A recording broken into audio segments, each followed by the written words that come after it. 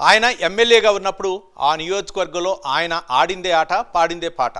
సొంత పార్టీలో ఉన్న మాజీ మంత్రితో సైతం ఆయన డి అంటే డి అన్నారు. ఆ మాజీ మంత్రిపై ఎప్పుడు సమరం ప్రకటిస్తూ ఆయన్ను పార్టీలో ఇమడనీయకుండా చేస్తూ పొమ్మం లేక పొగబెట్టారు. దీంతో ఒకే పార్టీలో ఉన్న ఆ మాజీ మంత్రి ఎమ్మెల్యే ఇద్దరు నిత్యం పాము ముంగేసేలా బుసలు కొట్టుకునేవారు. అయితే అప్పట్లో ఎమ్మెల్యే హోదాలో ఉన్న కారణంగా మాజీ మంత్రిపై ఎమ్మెల్యేదే పైచేయిగా నిలిచేది. దీంతో ఆ ఎమ్మెల్యే మాజీ మంత్రిపై సవాళ్లు ప్రతి సవాళ్లు విసురుతూ నియోజకవర్గంలో సొంత పార్టీని రణరంగంగా మార్చారు. ఇంతకీ ఎవరా నేతలు, ఏదా నియోజకవర్గం? ఈరోజు తెరచాటు రాజకీయంలో చూద్దాం.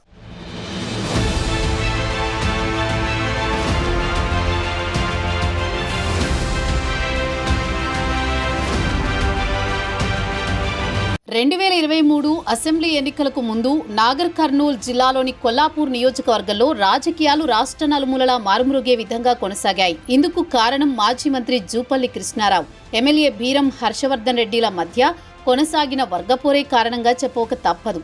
2018 అసెంబ్లీ ఎన్నికల్లో బీఆర్ఎస్ పార్టీ తరపున పోటీ చేసిన మాజీ మంత్రి జూపల్లి నాడు కాంగ్రెస్ పార్టీ నుంచి పోటీ చేసిన బీరం హర్షవర్ధన్ రెడ్డి చేతిలో ఓటమి చెందారు.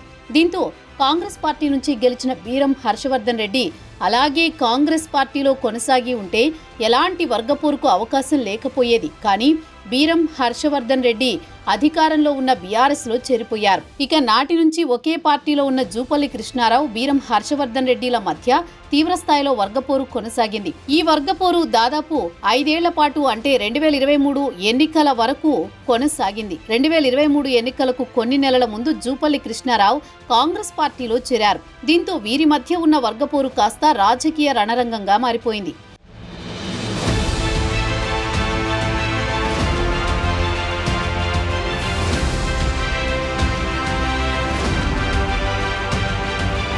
ఉమ్మడి పాలమూరు జిల్లాలోని కొల్లాపూర్ రాజకీయాలు డిఫరెంట్గా ఉంటాయి.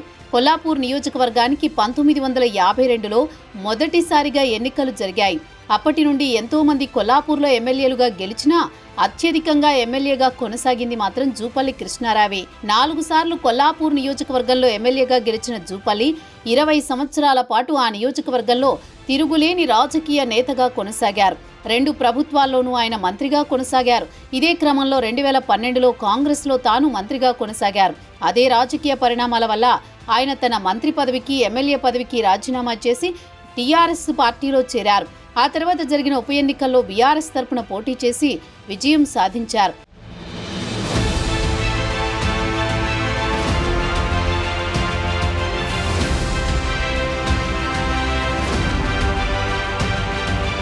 రెండు 2014 ఎన్నికల్లో పోటీ చేసి ఎమ్మెల్యేగా గెలుపొందడంతో గులాబీ దళపతి కేసీఆర్ జూపల్లికి మంత్రి పదవి ఇచ్చారు. ఇక్కడి వరకు జూపల్లికి అంతా మంచి జరిగినా తరువాత జరిగిన 2018 ఎన్నికలు చేదు అనుభవాన్నే మిగిల్చాయి.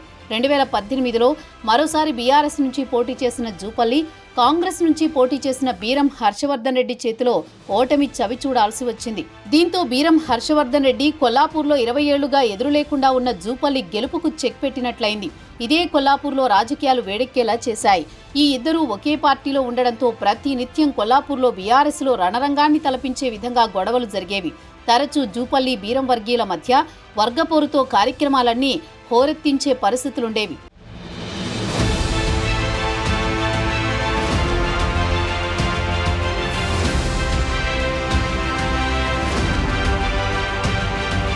ఒకే వరలో 2 కత్తులు ఇమడలేవు అనే నానుడిని నిజం చేస్తూ నాడు తాజా మాజీల మధ్య రాజకీయ రగడ రాజుకుంది. 2023 ఎన్నికల ముందు ఒకరికి ఒకరు కొల్లాపూర్ అభివృద్ధిపై సవాల్ విసురుకునేవారు. ఒకరి జాతకాలు ఒకరు నిరూపించుకోవడానికి సిద్ధపడ్డారు. కాంగ్రెస్లో ఉండి పాలమూరు రంగారెడ్డి ప్రాజెక్టు పనులపై గ్రీన్ ట్రిబ్యునల్లో కేసు వేసి అడ్డుకున్నావని నాడు జూపల్లి విమర్శించారు. అలాగే రైతులు భూములకు సరైన పరిహారం అందకుండా చేసి బీఆర్ఎస్ పార్టీలో కోట్ల రూపాయలు దండుకున్నావంటూ వీటన్నింటినీ మీడియా ముందు, ప్రజల ముందు బహిర్గతం చేస్తానని ఎమ్మెల్యే బీరం హర్షవర్ధన్ రెడ్డిపై నాడు జూపల్లి కృష్ణారావు ఫైర్ అయ్యారు. అటు బీరం కూడా జూపల్లిపై తీవ్రస్థాయిలోనే సవాల్ విసిరారు. గత 20 ఏళ్లుగా ప్రజలను మోసం చేస్తూ పబ్బం గడుపుతున్నావని కౌంటర్ ఇచ్చారు. అంతేకాకుండా బ్యాంకుల నుండి అప్పు తీసుకుని ఎగ్గొట్టిన చరిత్ర నీది అని ఘాటు వ్యాఖ్యలు చేశారు.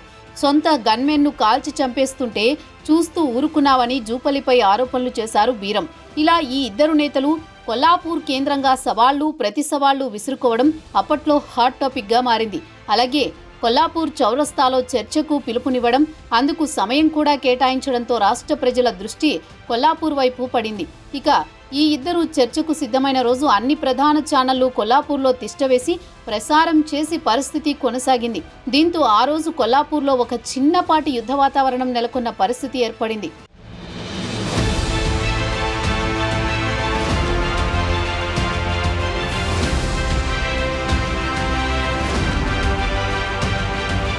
ఆ తర్వాత జూపల్లి బీఆర్ఎస్ పార్టీ వీడి కాంగ్రెస్లో చేరారు. 2023లో జరిగిన ఎన్నికల్లో కొల్లాపూర్ ఎమ్మెల్యేగా గెలిచారు. అనంతరం మంత్రి పదవి దక్కించుకుని మళ్లీ తన స్థానాన్ని నిలబెట్టుకున్నారు. కానీ ఎన్నికలకు ముందు జూపల్లి కంటే ఢీ అన్న బీరం హర్షవర్ధన్ రెడ్డి తన ఓటమి తర్వాత కూడా అదే స్థాయిలో జూపల్లిపై సవాళ్లకు సిద్ధంగా ఉంటారని ఆయన వెనుక ఉన్న క్యాడర్ అంతా భావించింది. కానీ బీరం హర్షవర్ధన్ రెడ్డి మాత్రం ఎమ్మెల్యే హోదాలో ఉన్నప్పటి దర్పాన్ని ఇప్పుడు కనబర్చడం లేదన్న ప్రచారం జోరుగా సాగుతోంది. నాడు బీఆర్ఎస్ అధికారంలో ఉంది. అందులోనూ బీరం కూడా అధికార పార్టీలోని ఎమ్మెల్యేగా ఉన్నారు. దీంతో గులాబీ దళం మొత్తం కేసీఆర్, కేటీఆర్, హరీష్ రావు, నిరంజన్ రెడ్డిల సపోర్ట్ మొత్తం కూడా బీరం హర్షవర్ధన్ రెడ్డికే ఉండేదట. వీరి అండ చూసుకునే జూపల్లిపై బీరం దండయాత్ర చేశారన్న టాక్ కొల్లాపూర్లో కొనసాగుతోంది. ఇప్పుడు తాను ఓడిపోవడమే కాక పార్టీ కూడా అధికారంలో లేకపోవడంతో బీరం హర్షవర్ధన్ రెడ్డి కొల్లాపూర్ వైపే మళ్లీ చూడడం లేదట. అడపాదడప అప్పుడో ఇప్పుడో ఇలా వచ్చి అలా వెళుతున్నారట. దీంతో ఆయన వెంట ఉన్న క్యాడర్కి ఏం చేయాలో తెలియక అయోమయంలో పడుతున్నారట.